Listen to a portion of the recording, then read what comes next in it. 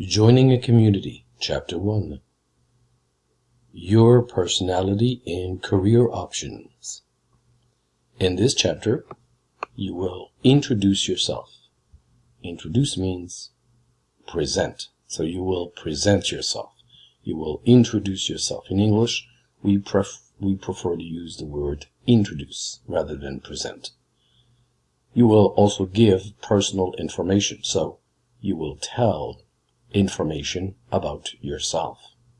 You will learn how your personality can help you make career choices.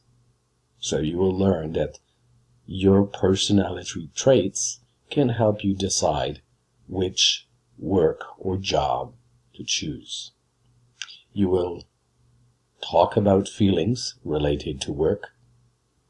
You will review the present simple, verb tense, and also contractions. And finally, you will ask questions.